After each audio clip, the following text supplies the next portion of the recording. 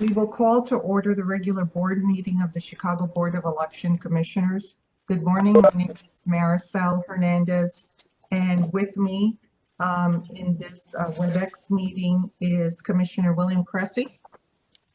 John, I'm in here twice somehow. How can I change it? Present. And Commissioner Jonathan Swain.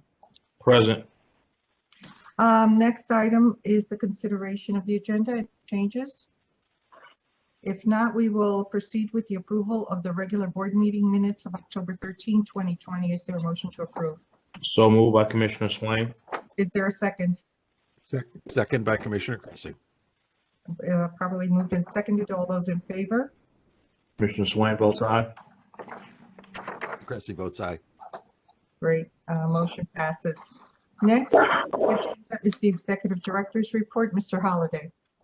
You're on mute, Charles. Okay. Good morning, Madam Chair, fellow commissioners. This morning, I would like to introduce Sandra Spare as the new Assistant Executive Director. Welcome, Sandra. Look forward to our continued work together. And I also would like to introduce the new Finance Manager who started on February 26th, Kimberly Carrillo Walker. Just a moment, here she is. Go ahead. Hello, everyone. Hello. Hello. Nice Nice to to meet you. We'll talk a little later. Okay. Go ahead, Charles. Yes. No, I'm sorry. Okay. And then, so since Ms. Walker is in place, the RFP for the internal audit has been completed and will be posted soon and managed by, I believe, Opal Walls. On last Thursday, February 18th, I attended the virtual winter conference of IGO, International Association of Government Officials. It was well attended and very informative. We had some pretty great speakers as well. Other than that, the operation of the office, everything is moving forward. Today, the county has an election. So on the 25th, the IVRS portal will be reopened,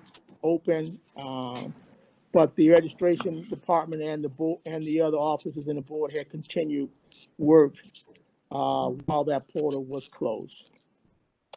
So ends my report, Madam Chair. Okay. When do you expect the posting to take place? This Friday. This Friday? Yes. Okay. Okay. Charles, I'm sorry, Madam Chair. Go No, I was just going to say, do you have any questions? Yeah. Yes. Exactly. When this is posted, how is that circulated? How's that sent out?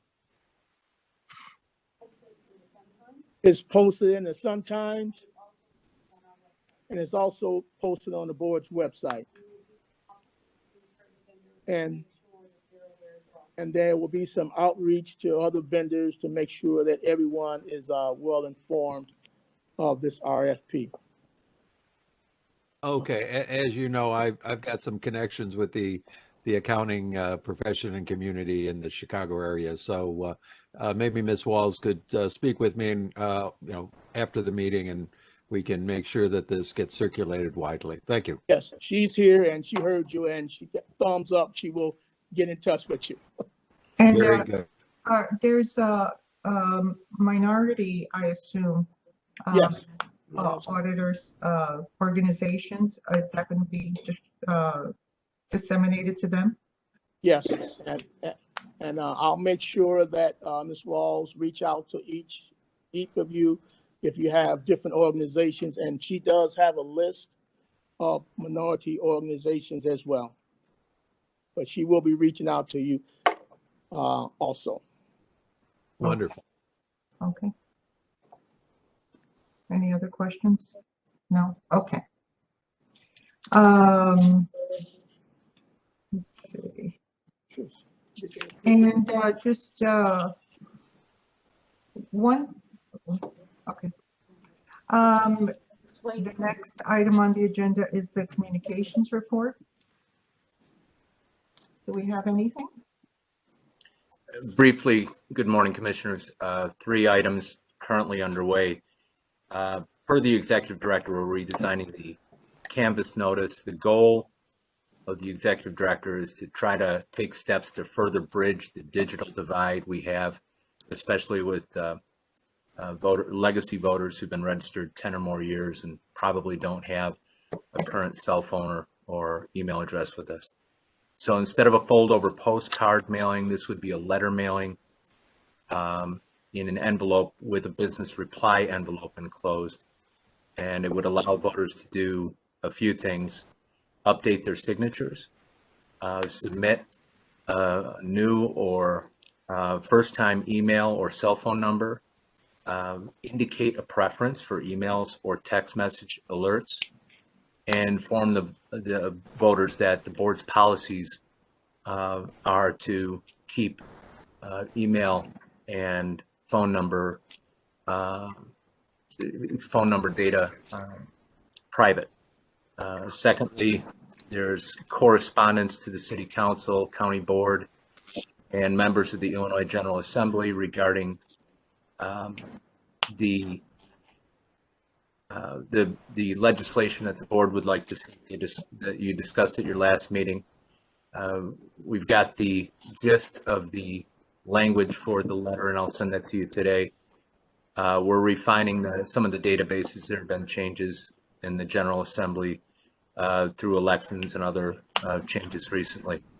Thirdly, Audra Lewicki and the Executive Director have spoken with me about a plan for engaging with our bumper crop of talented election judges that we had in 2020. The concerns are twofold: that the gap and or lack of a presidential election might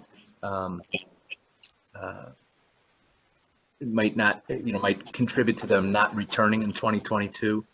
And the concern is that we try to keep them engaged before we start sending them information in November ahead of the 2022 primary.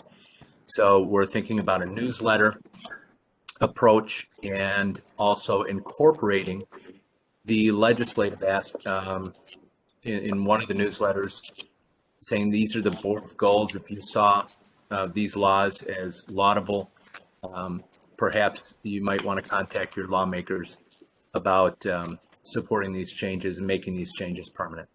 And that's all I have at this time. Are we sending those on those judges that we used in, well, those judges that we used in November? What percentage do we have emails or emails for? I don't know the exact percentage, but it's extremely high because much of the registration and all of the instruction was online. So if it's not 100%, it's darn near. And then my second question is, there were judges, people who applied to be judges of election, but by that time we had too many and we had to turn them down. Are we including those two in this? I mean, if they're to keep them interested? I would defer to Mr. Holliday and Ms. Lewicki. Okay. And I would say yes. I would say yes, Madam Chair. It's always nice to have more than less. Right, because, you know, I think the November election was unprecedented in a way, in the fact that so many people applied, and we want to make sure we keep that interested pool for 2022, when there might not be, you know, I hope there is, you know, same number, but in case there's not. Yes, Mr. Allen? I neglected to mention that one of this is a good concern. that Ms. Lewicki expressed was that we had so many good judges and so few issues that has heightened the department's interest in trying to retain most, if not all of those judges. I agree. I agree. I think that's a great idea. I think maintaining that line of communication is wonderful. So great idea. Thank Ms. Lewicki, you know, and thank you, Mr. Holliday, for that recommendation. Any comments? Yeah, if I could, Jim, I would also say in the materials that we send to these people, also, I don't know if you want to form it as a survey or just open the doors for any suggestions that they have from what they've experienced, improvements that we could make for two reasons. One, it very often, this is where some of our better suggestions come from, the people where, you know, out there where the rubber meets the road. Secondly, it also shows that we appreciate their service and will keep them engaged. So let's, you know, incorporate something like that in that material as well. Excellent. Yeah. Good. Commissioner Swain, anything? Okay. Is that it for the communications report? Yes, it is. Thank you. Okay, thank you. And I have to apologize profusely to Ms. Aspera because I completely skipped over you in the agenda. So at this time, we'll hear from Ms. Aspera with her report. So good morning, Madam Chair. Thank you, and fellow commissioners. So I've been in this position for less than a week, but I am looking forward for any challenges that this may bring. I will definitely have a report for you on the next meeting. Okay, well, thank you and welcome. We look forward to many future reports, okay? Thank you. Next, we will go to old business, infrastructure projects and changes in election administration and voting equipment. Mr. Holliday, is there any updates? No updates at the time, Madam Chair. Okay, and then how about with electronic poll books? Electronic poll books, nothing either. Everything is quiet right now with all the equipment. Okay, legislation, Mr. Lasker? Thank you, Madam Chair. Good morning, Commissioners. The bills that we discussed at the last meeting are still sitting in Rules Committee, so we're just monitoring on that. I have not yet seen a bill introduced by Senator Morrison.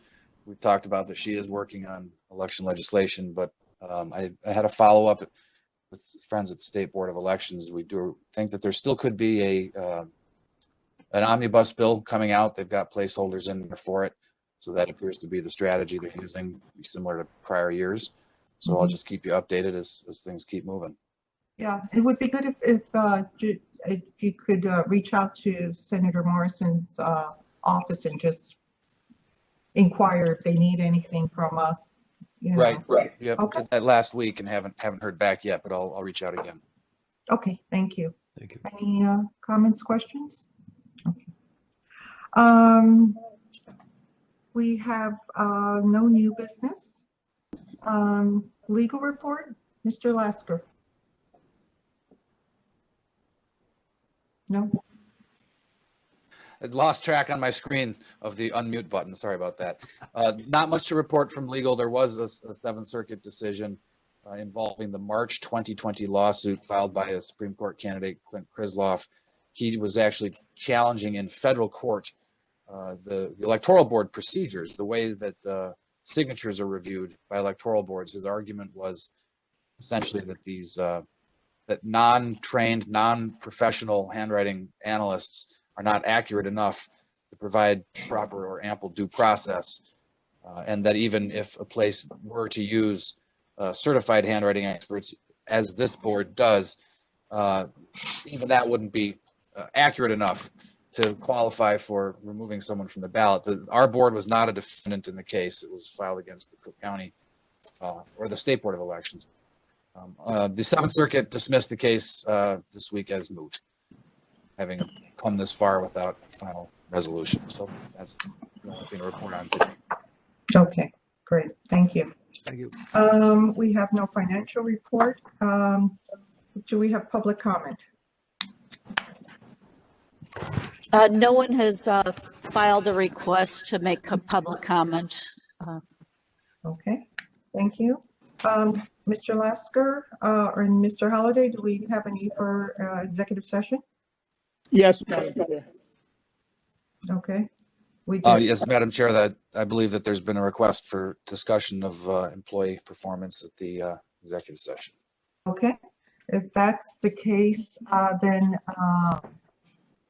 we will go into executive session. We will not take any action in executive session. We will return back to open session and take any action if necessary and then adjourn. So at this time, is there a motion to go into executive session to discuss employee performance? So moved by Commissioner Swain. You're muted, Commissioner Cressy. I thought I took it off. And seconded by Commissioner Cressy. It's been properly moved and seconded. All in favor? Commissioner Swain votes aye. Commissioner Cressy votes aye. Okay, motion passes, and we will now go into executive session. Okay, we are now back in open session. Is there any other, the commissioners took no action in closed session. Is there any other business before the board today? If not, is there a motion to adjourn to our next regularly scheduled meeting? So moved by Commissioner Cressy. Is there a second? Commissioner Swain, you're still muted. Second by Commissioner Swain. And properly moved and seconded. All those in favor, say aye. Commissioner Cressy votes aye. Commissioner Swain votes aye. Okay, it's been, motion passes and we are now adjourned. Thank you very much. Thank you all.